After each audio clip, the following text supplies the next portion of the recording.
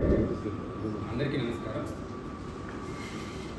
ఈరోజు మనం చిత్తూరు జిల్లాలో మొబైల్ ఫోన్స్ ఏవైతే సరే రికవరీ చేశామో ఇది 6వ దశ.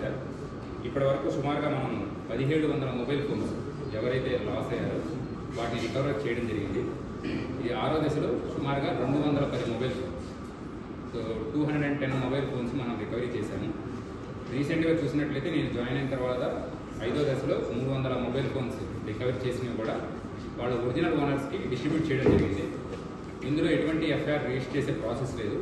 ఎవరిదైనా సరే మన లిమిట్స్లో ఎక్కడైనా సరే మొబైల్ ఫోన్ కనుక పోయినట్లయితే మన చాట్బాట్ నెంబర్ ఉంది, వాట్సాప్లో దానికి హాయ్ అని మెసేజ్ చేసినప్పుడు మనము దానికి ఒక గూగుల్ ఫామ్ పంపించడం జరుగుతుంది. ఈ ఫామ్ దానిలో IMEI number and other alternate mobile number, వాళ్ళ పేరు, ఎక్కడ పోయింది, దీని డీటెయిల్స్ కనుక ఎంటర్ చేసినట్లయితే దానికి సంబంధించి మనం ఒక డేటాబేస్ మెయింటైన్ చేస్తుంటాము.